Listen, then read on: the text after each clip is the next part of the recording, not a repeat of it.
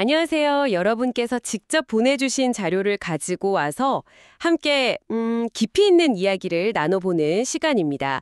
오늘은 조은강 작가의 40 이후 멋지게 나이 들고 싶습니다. 이 책의 일부 내용을 좀 보면서요.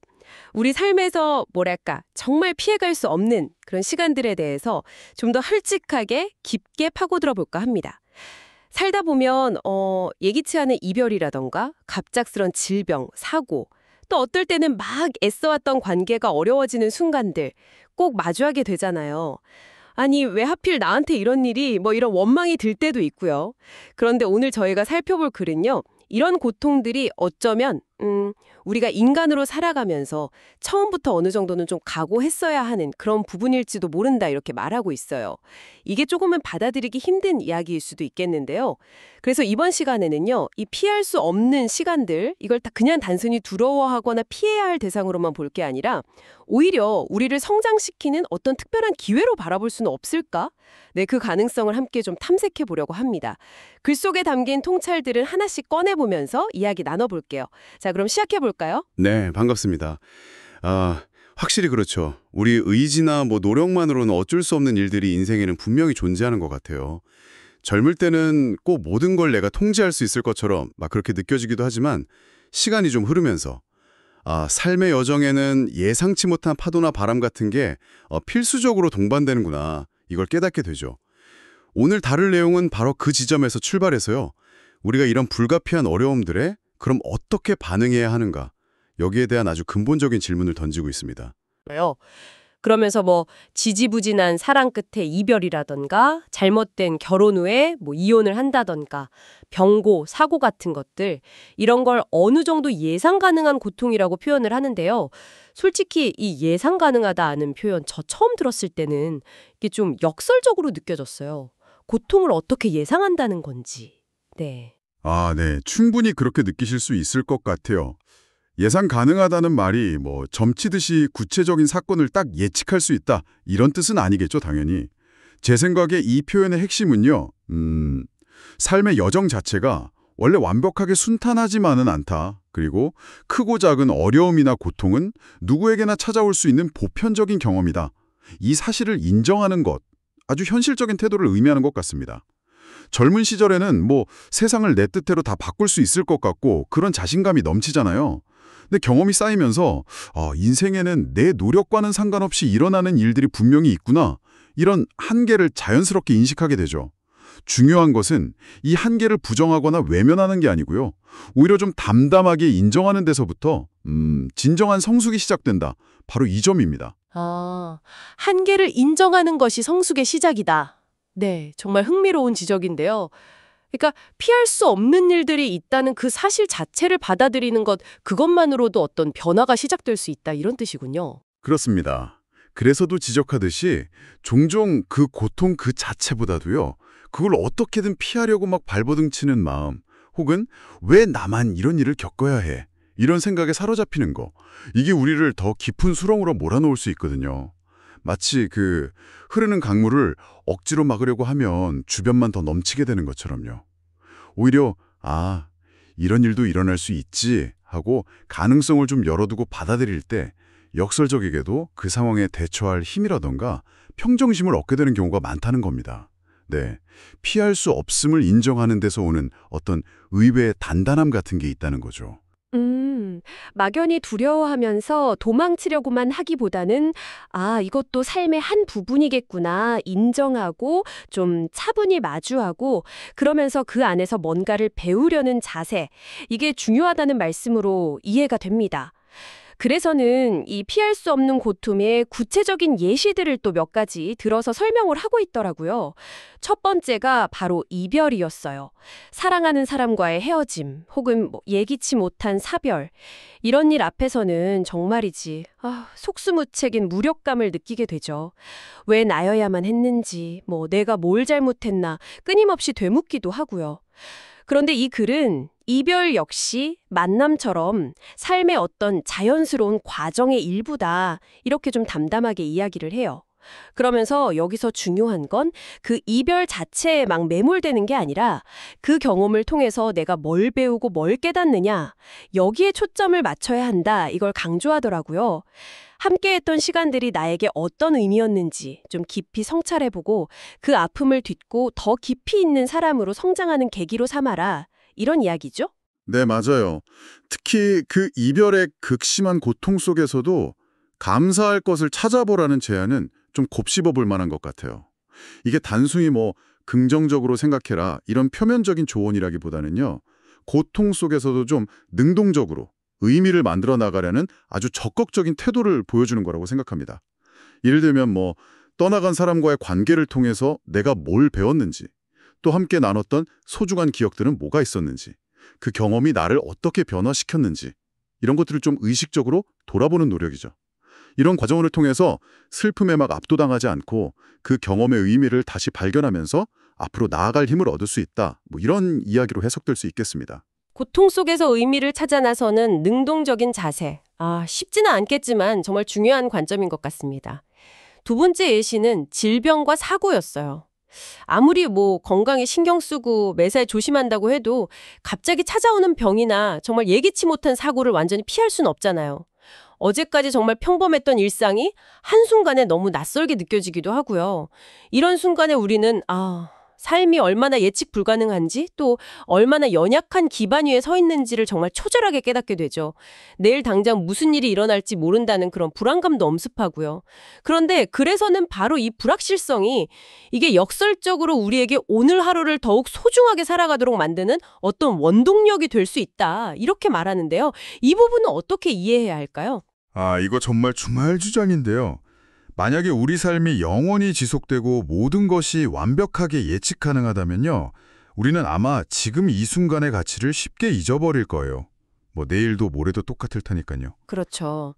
하지만 언제든 예기치 못한 질병이나 사고가 찾아올 수 있다는 그 불확실성, 이걸 우리가 진정으로 내면화할 때, 즉 삶은 유한하고 예측 불가능하다는 현실을 딱 받아들일 때 우리는 비로소 오늘이라는 시간의 무게, 그 소중함을 정말 절실히 느끼게 된다는 거죠.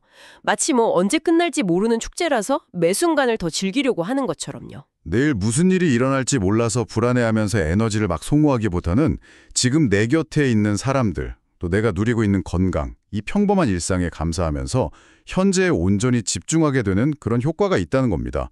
그렇군요. 불확실성을 인정할 때 오히려 현재에 더 충실해지고 감사함을 발견하게 된다는 그런 통찰이네요. 그래서도 보면 평소 건강하다는 사실에 감사하고, 또 지극히 평범해 보이는 일상 속에서 소소한 기쁨을 발견하고, 사랑하는 사람들과 보내는 시간을 당연하게 여기지 말라고 그렇게 조언하더라고요. 오늘을 마치 정말 귀한 선물처럼 여기라는 그 메시지가 마음에 깊이 와닿았습니다. 자, 그럼 세 번째 예시는요. 관계의 파탄입니다. 굳게 믿었던 배우자와의 결혼 생활이 깨진다거나, 혹은 오랜 시간 함께했던 친구와의 우정이 돌이킬 수 없이 끝나거나, 뭐 가족 간의 갈등이 좀처럼 해결되지 않는 경우들, 이런 관계의 어려움들을 막으려고 정말 최선을 다했지만 결국 뜻대로 되지 않을 때가 있잖아요. 관계라는 게 사실 나 혼자만의 노력으로 되는 게 아니니까요. 바로 그 점이죠. 관계는 상호작용이다. 이 사실을 인정하는 게 정말 중요합니다. 특히 관계가 파탄에 이르렀을 때 우리는 종종 내가 그때 좀 더 노력했더라면, 내가 그때 다른 선택을 했더라면, 이런 자책감에 시달리기 쉽거든요. 하지만 이 글은 이런 상황에서 우리가 할 수 있는 최선은 그냥 자신의 몫을 다하는 것뿐이다. 이렇게 좀 현실적으로 조언을 해요. 내가 할 수 있는 노력을 정말 진심으로 다했다면 그럼에도 불구하고 원하는 결과가 나오지 않은 것에 대해서 과도하게 자신을 탓하거나 죄책감을 느낄 필요는 없다는 거죠. 왜냐하면 통제할 수 없는 타인의 마음이나 외부 상황까지 내가 다 책임질 수는 없는 거니까요. 대신 그 아픈 경험을 통해서 관계의 본질에 대해 더 깊이 배우고 다음 관계에서는 더 지혜롭게 대처할 수 있는 사람으로 성장하는 데 집중해라, 이렇게 격려하고 있습니다. 나의 역할과 상대방의 역할, 그리고 외부 요인, 이걸 좀 구분하고 내가 통제할 수 없는 결과에 대해서는 좀 담담하게 받아들이는 태도, 이게 정신건강을 위해서도 꼭 필요하다고 봅니다. 네. 듣고 보니까 결국 이 모든 피할 수 없는 사건들 앞에서 우리에게 주어진 건 결국 선택인 것 같아요. 그 사건 자체를 없앨 수는 없지만 그것에 어떻게 반응하고 또 어떤 의미를 부여할지는 우리가 선택할 수 있다는 거죠. 그래서 왜 하필 나에게 이런 일 이렇게 묻는 대신에 이 경험을 통해 이제 나는 무엇을 할 수 있는가 이렇게 질문의 방향을 바꾸는 것이 훨씬 생산적이다. 이 말이 참 인상 깊었어요. 과거의 사건은 바꿀 수 없지만 그 사건을 대하는 나의 태도 그리고 그로 인해서 만들어갈 미래는 현재 나의 선택에 달려 있다. 뭐 이런 뜻으로 들립니다. 네, 정확하게 핵심을 짚으셨습니다. 그리고 글은요, 고통을 각오한다는 이 태도가 결코 체념이나 비관주의가 아니라는 점을 아주 심주어 강조합니다. 오히려 이것은 삶을 있는 그대로 그 전체성 속에서 받아들이는 용기다 이렇게 말하고요. 일종의 현실적인 낙관주의라고 표현할 수도 있을 것 같아요. 어려움이 닥칠 수 있음을 미리 예상하고 마음의 준비를 하되 그럼에도 불구하고 그 안에서 배움과 성장의 기회를 찾고 희망을 잃지 않으려는 아주 적극적인 자세인 거죠. 어떤 일이 닥치던 나는 이 경험을 통해서 무언가를 배우고 더 나은 사람이 될 거야 라고 결심하는 겁니다. 글의 표현을 빌리자면 이것은 넘어져도 다시 일어설 수 있는 힘, 상처받아도 다시 사랑할 용기, 실패해도 다시 도전할 의지, 즉 회복 탄력성을 단련해 나가는 과정 그 자체인 거죠. 아, 고통을 각오한다는 것이 수동적인 체념이 아니라 오히려 더 단단해지기 위한 능동적인 준비 자세자 회복 탄력성을 기르는 훈련 과정이라는 관점. 아, 정말 흥미롭네요. 이렇게 우리가 통제할 수 없는, 피할 수 없는 것들을 기꺼이 받아들일 때 역설적으로 우리는 진정한 자유를 경험하게 된다고 글은 이야기합니다. 모든 것을 내 뜻대로 통제해야 한다는 그런 강박적인 욕망에서 벗어나고 아직 일어나지도 않은 미래의 불행을 미리 걱정하느라 현재의 소중한 에너지를 낭비하지 않게 된다는 거죠. 네, 맞습니다. 이것이 바로 수용을 통해서 얻게 되는 가장 큰 선물, 즉 내면의 평안과 자유라고 할 수 있습니다.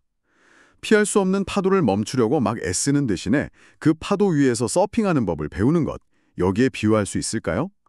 내 힘으로 어쩔 수 없는 것들에 대한 집착을 내려놓을 때 우리는 비로소 현재 내가 할 수 있는 일에 집중하고 주어진 것들에 감사하며 외부 상황에 크게 흔들리지 않는 그런 평온함을 누릴 수 있게 됩니다. 마치 끊임없이 벽을 밀다가 이 벽은 움직이지 않는구나 깨닫고 그 힘을 다른 문을 여는 데 쓰는 것과 같다고 할까요? 글의 표현처럼 이를 통해서 우리는 인생의 불완전함 속에서 오히려 완전함을 발견하고 고통 속에서도 깊은 의미를 찾으며 명백한 한계 속에서도 새로운 가능성을 보는 지혜를 얻게 되는 것입니다. 그런데 글은 여기서 한 걸음 더 나아가더라고요.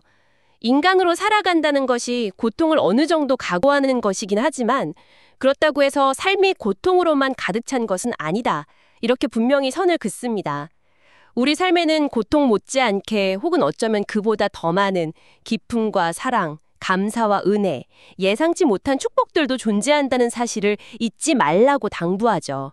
여기서 중요한 키워드는 균형인 것 같아요. 삶의 어두운 면에만 너무 매몰되지도 말고 그렇다고 또 밝은 면만 보면서 현실을 외면하지도 말라는 그런 의미겠죠? 네, 그렇습니다. 삶의 그림자를 인정한다고 해서 빛까지 부정할 필요는 없으니까요.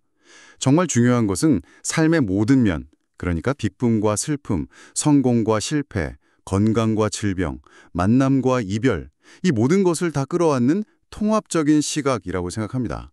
어려운 시기에는 작은 감사함을 발견하면서 버텨낼 힘을 얻고 또 모든 것이 순조로운 시기에는 자만하지 않고 겸손함을 유지하면서 다가올지도 모르는 어려움에 대비하는 지혜. 이것이 바로 균형 잡힌 태도이자 성숙한 삶의 모습일 겁니다. 그래서는 로마서 5장 3절에서 4절 말씀을 인용하는데요. 우리가 환난 중에도 즐거워하나니 이는 환난은 인내를, 인내는 연단을, 연단은 소망을 이루는 줄 알미로다. 이 구절입니다. 이 구절은 고통, 즉 환난이 그저 고통으로만 끝나지 않고 그것을 견뎌내는 인내의 과정을 통해서 우리의 내면, 즉 연단, 성품의 단련, 캐릭터라고 하죠. 를 더욱 깊고 강하게 만들고 궁극적으로는 새로운 소망으로 이어질 수 있다. 이 놀라운 가능성을 보여줍니다. 고통이 우리를 파괴하는 것이 아니라 오히려 우리를 빚어가는 과정이 될 수 있다는 아주 희망적인 메시지죠. 아, 환난이 인내를, 인내를 연단을, 연단이 소망을 이룬다. 네. 고통의 시간이 우리를 깎고 다듬어서 결국 새로운 희망을 품게 하는 원동력이 될 수 있다는 그런 의미로 다가옵니다.